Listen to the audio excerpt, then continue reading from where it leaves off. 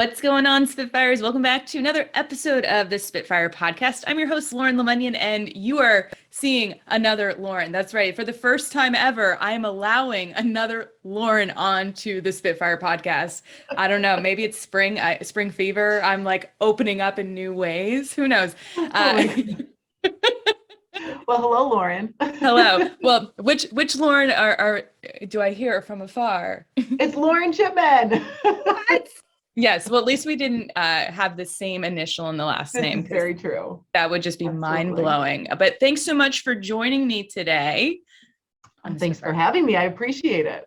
Absolutely. So before we hit the record button, we were kind of pontificating, ranting a little bit about the lack of innovation and new ideas in the design space, the hybrid space, this kind of like return to work.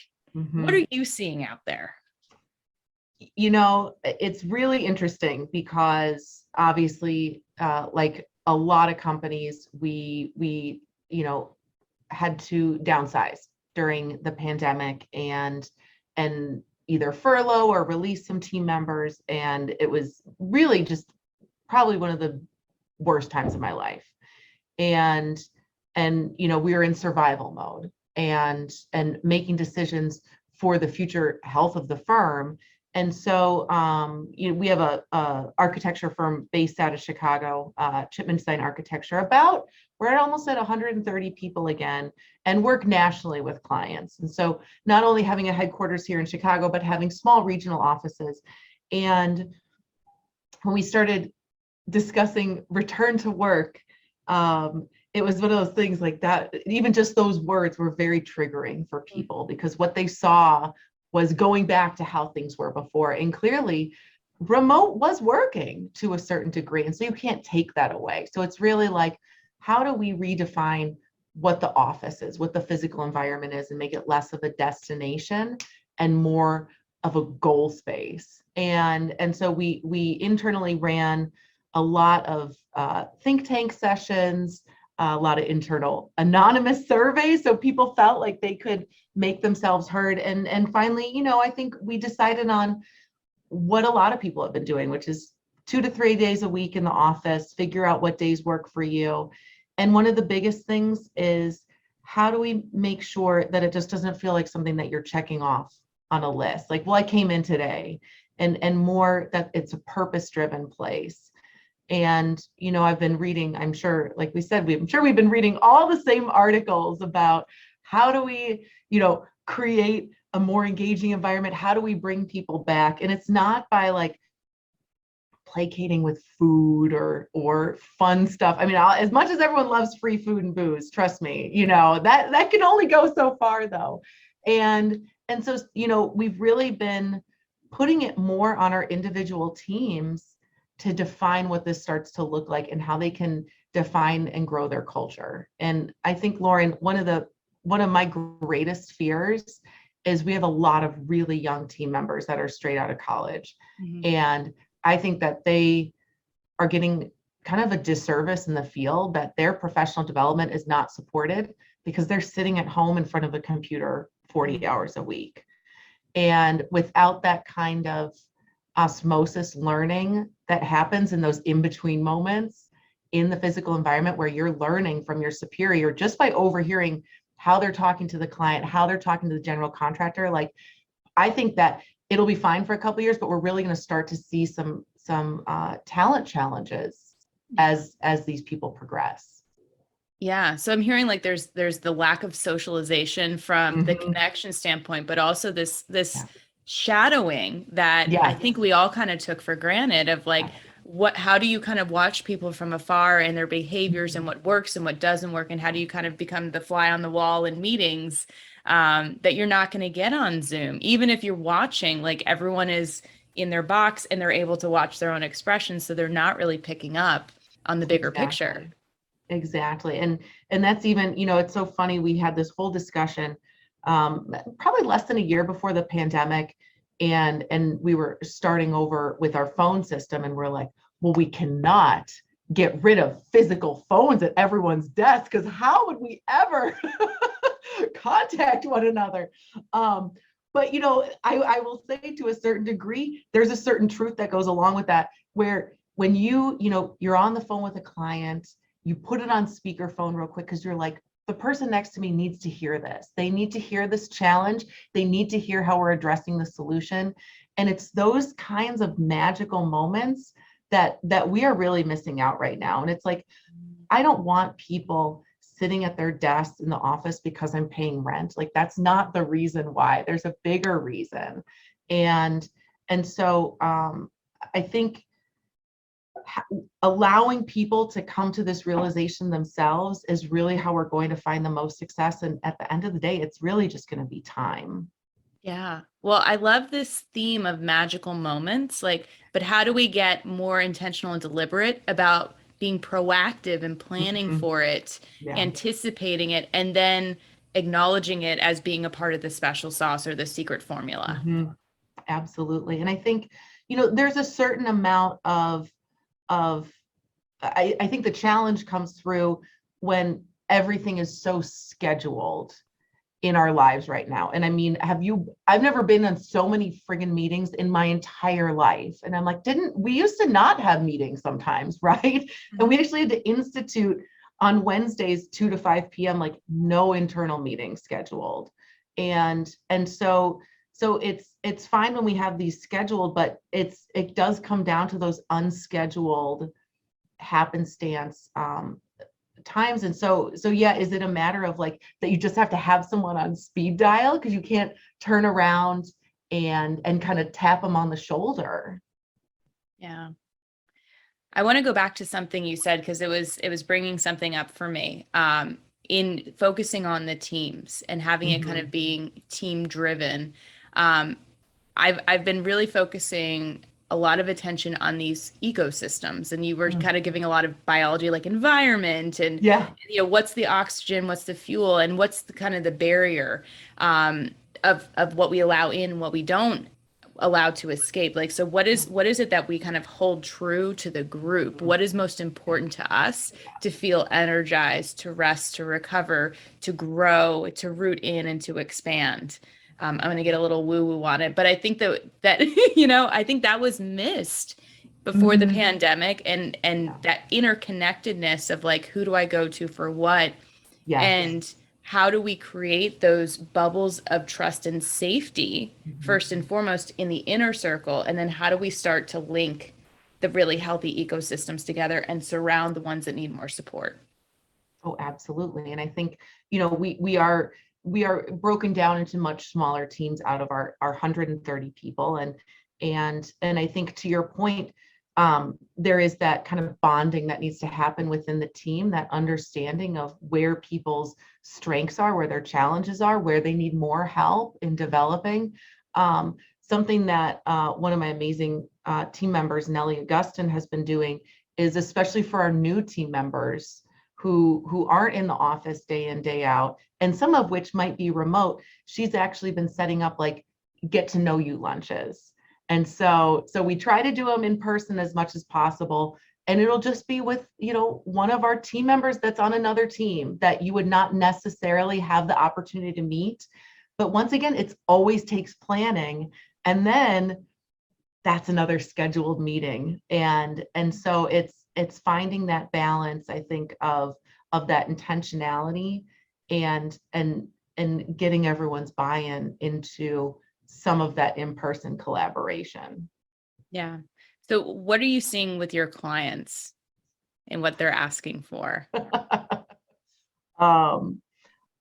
Schedules are crazy right now. And it's like the development floodgates have opened, which is fantastic. And I always think, like, had I known how much we would have been successful through the pandemic and how resilient we have been, I probably would have had a lot less sleepless nights through it all. But pipelines are open, and I think one of the biggest challenges is schedules are very fast, and then on top of that, because now everyone is has a taste of remote work, there's no separation, and so you have that flexibility of your desk is at home and it's 9 o'clock, and I'll just answer a couple of those emails.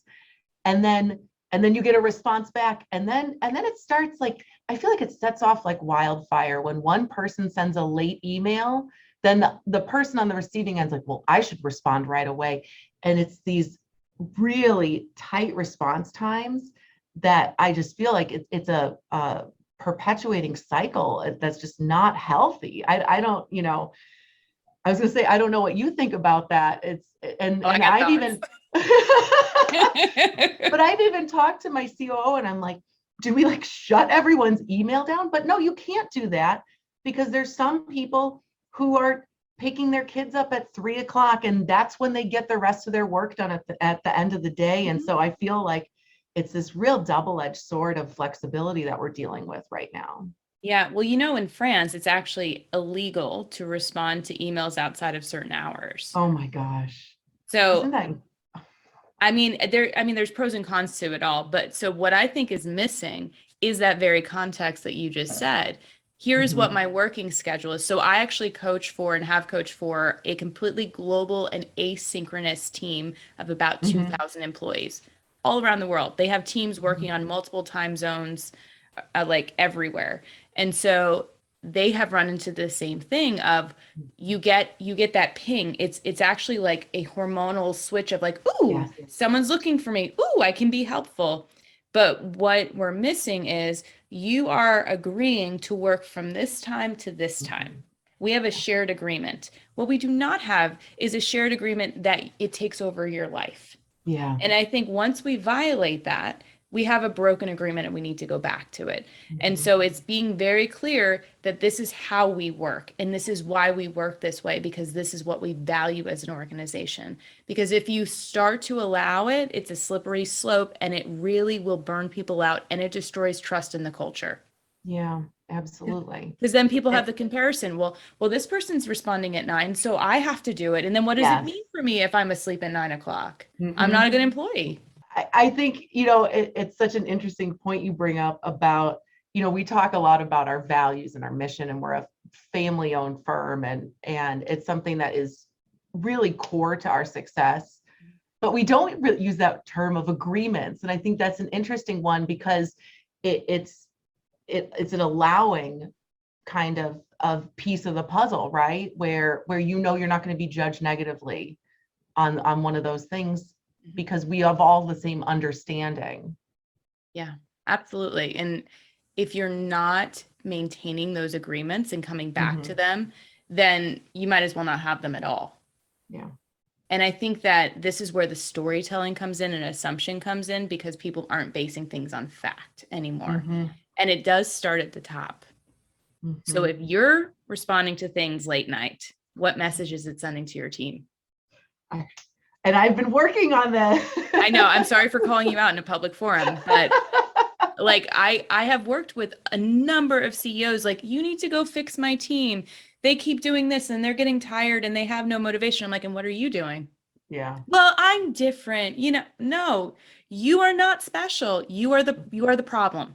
And you are also the solution. Yeah. It starts with you. Absolutely. Oh my gosh. Yeah. Yeah, all of the stuff we're talking about. So at the end of the month, I'm laughing to myself because I'm actually building out the slide deck. I'm doing 2 sessions, one on time management, maximizing your time, and one on building trust in remote and hybrid teams. So I'm like having a little internal chuckle of like, oh yes, those are all the things we're going to accomplish. All right, we're on the right track here. Yeah, but this is the thing, like, you can know your mission, your values, your vision, your purpose, but think about what are the commonplace behaviors and activities that are going on that are actually challenging and destroying it on an everyday basis. Absolutely. And they're usually the most minor that have the most impact, because everyone's like, oh, they're so benign. They don't matter, but then they build up and then they're broken.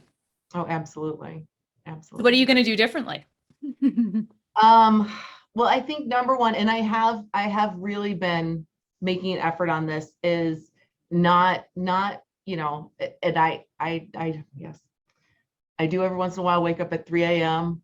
and I will read those emails and then I'll respond. And then I think, like, no, it's not like responding at 9 p.m. You're responding in the middle of the night, which is sending a bizarre message at best. And so really being mindful of not even checking the email that late. And I think that's something that we can do is make that delineation between work and home, regardless of where you are, but just shutting it down and not responding it. And something we talk about a lot also is like setting yourself up for success the next day and making that checklist at the end of the day that really feels like a little bit of a bookmark for the week. Yeah. So what happens when you notice a challenge in your values and behaviors in others? Mm-hmm. What do you say as the leader? Well, that it needs to be, this is something that I'm working on, and I'd really like everyone to try it with me. Let's give it a try and see how this goes together. Because I think, you make a good point that it's acknowledging that it's something that you're working on as well, right? It's that, not that I'm infallible by any stretch of the imagination. It's let's go on this experiment together and see how, if we can all really find some meaning there. Yeah. Do you remember what psychological safety is? Yes, but maybe you should remind me. I will remind you. It is an environment of shared vulnerability, shared and rewarded vulnerability. Mm-hmm. So in sharing this piece of you that I'm working on this and in progress, I invite you into this shared experience. Mm-hmm. And I think that's what people are really afraid of what does it say about me if I'm a leader that doesn't have it all together, or I'm not perfect, or I don't have the answers. Yeah. So what do you do when you don't have the answers?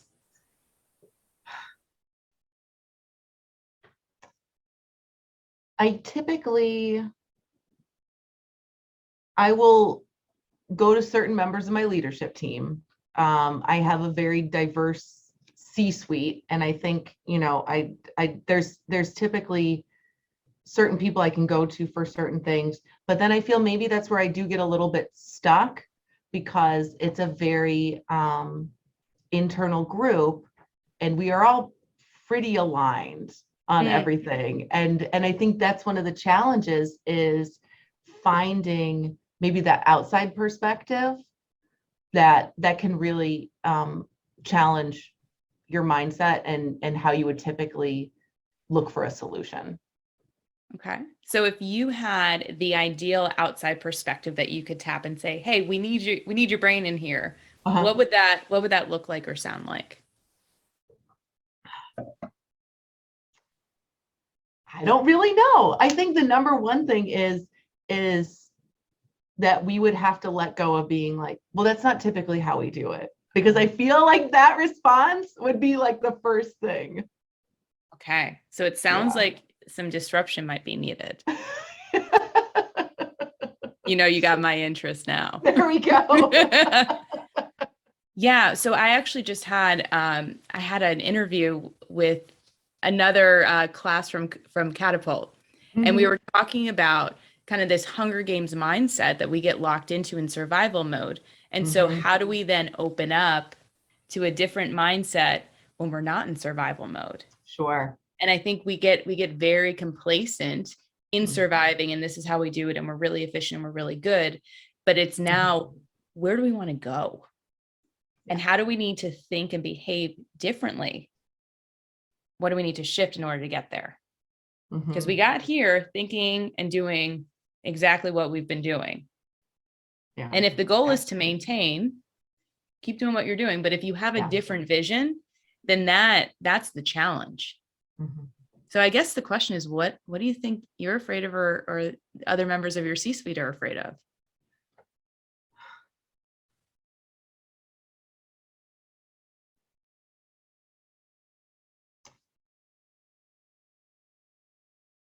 I think that that's an interesting question. I think that it's twofold. I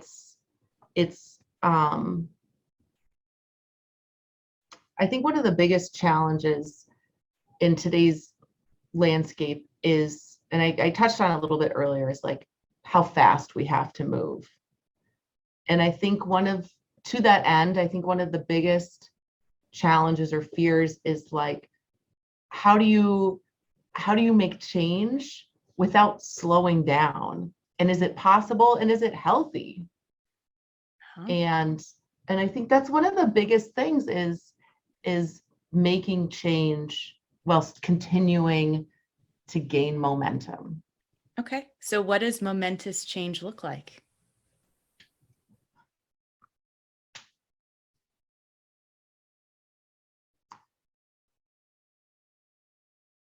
In terms of Chipman, I think that it's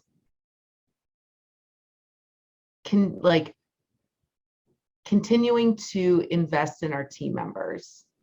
And I think something in the industry that really sets us apart is we don't hire people for a job, for a role, for a project. Like, we hire people because we believe in them and we want to grow with them. And we have tenured people here who've been here for 10, 20 years, and that's the norm. And so I think that it's kind of marrying that, I don't want to say old school, also that foundational commitment to our team members, with understanding that team members aren't going to stay here forever all the time. Like, people change jobs and that's okay. But also, like, then how do we continue to mold in a way that is really sustainable, and that we're able to continue to grow our teams from inside. Gotcha. So I'm hearing there's kind of this very like rock solid core. It's who you are. It's who you've always been. Don't want to change that. Like, that is the essence of Chipman. And then it sounds like there's kind of these spokes that can go up or down based on the need and the changes in the market and the skill sets and where the development needs to go. Yeah. And so then it's a question of like, how, because there's a lot of spokes on that wheel, right? And how do you address or prioritize where your focus needs to be at any single time? Okay. So when I'm going to stop you for a second, because this is always the telltale sign for me. Whenever people give me a how, they're starting from the wrong end. They're looking at, how do I accomplish this versus what is most important for who, when, and why. So what's most important. You got these core values. Yeah. So then how do you stack it up and quantify the priority based on those? That's interesting. You're just looking at it from the end point. You're like, how do I get here? Well, I don't know, because you haven't started here where you know all the information. Yeah, absolutely. So what does it look like 30 and 60 days out? What does it look like in 3 years? What does it look like in 10 years? And play with those visions. What changes? What remains the same? Yeah. Absolutely. What's unknown? What's unclear? The reality is things have always been uncertain and unknown. We've just kind of tricked ourselves into thinking we had it all figured out, but it's all hindsight. But you have a lot of certainty in knowing your vision, your values, your mission. And as long as you check back on that as the core center, you can go and experiment and iterate and explain away and do whatever. You can act rapidly or slowly. It's up to you. But it's coming back to, how does this honor these values? How does this move us forward in the direction we want to go? Not how do we get there? Yeah. That will become super clear when you have clarity. Absolutely. Super frustrating though, because you're like, I want to know how to do it. It takes time. It takes time. And to your point before, like, it's yes, of course it starts at the top, but like, you need everyone's buy-in to it. Absolutely. I'm saying more of consistency and behavior. Yeah. Behavior shifts, but absolutely everybody needs to be on board, aligning, coming together, offering opinions and shifts and all that stuff. So yeah, absolutely. It's not a top down at all. Just saying, like, you too, you as well are part of this. You are not special. I'm so sorry. You don't get an exemption. Oh my gosh. Yeah. So what is next for you and your team? I think, one of the big things that we're looking at is now that we do have so many remote team members, what is a cadence to be meeting in person throughout the country? What does that start to look like? Because it's so, we've obviously put value on people being here in the headquarters in Chicago, but then you're leaving out a swath of the population. And so really setting regular cadences to build that trust and that community. Additionally, continuing to define what does our onboarding look like in this hybrid or remote environment. And that's a big one, is you cannot take for granted that you're going to have that team member right next to you and checking in with them. And so continuing to refine that process. Yeah, I'm so glad you mentioned onboarding, because I think that people have been hiring like crazy and skipping over really essential elements of culture building and maintenance elements. Mm-hmm. Absolutely. And I like that you said it's not only culture building, it's maintenance, because there's plenty of people who believe in what we do and are committed to it, but it takes time. It's a relationship, right? That you need to maintain and foster and continue to grow. Yeah, absolutely. And honestly, anytime there's change in the ecosystem, there needs to be that reevaluation of those 4 stages of psychological safety. Like, just because you had a psychologically safe culture beforehand, one person or one incident can completely throw it on its head. And so it is a constant maintenance and examination and assessment and check-ins and everything else. So yeah, it's a full-time job. It is, isn't it? Yeah. Well, that's why I have job security, Oh my gosh, absolutely. Yeah, like people always need psychological safety and people always need spaces. So we're good, right? There you go. Exactly. So if you had to give a nugget of wisdom to a leader out there, someone that's looking for, how do I manage this hybrid team, or how do I figure out this remote setup? What would you pass on? I don't want to use the word fallen back on, but I'm a very communicative person, and I love to connect with people. And I think it comes from my background in the arts, and it's kind of my way of living. And one of the biggest things is that I take time out of my day every single day to check in with a different team member. Mm-hmm. And whether they're in Chicago, whether they're remote, and I go through the alphabet, and we're getting bigger. So now it's 2 people a day because we got to keep getting through that. But I think that's the biggest one, is that connection. No matter if you're a new team member straight out of school, or if you've been at the company for 25 years, like, I feel like that time is invaluable. And whether people, like, we just want to talk about the garbage TV that we've been binging, or if they want to talk about their professional development, just that they have that time that they can really make it theirs, and just making myself available for that. I feel like that's something that I started during the pandemic when we were all remote, and I will continue to do till the end of my days, because I feel like it's important, because these are people at the end of the day, and it's our team members that are making us successful. That's amazing. That is a great tip. And I'm like, if I had a huge team, I would be doing it too. But I talk to my team all the time, and they're probably sick of me.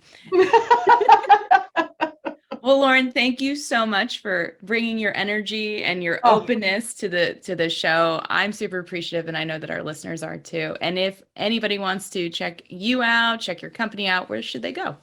Absolutely. You can go to chipman-design.com.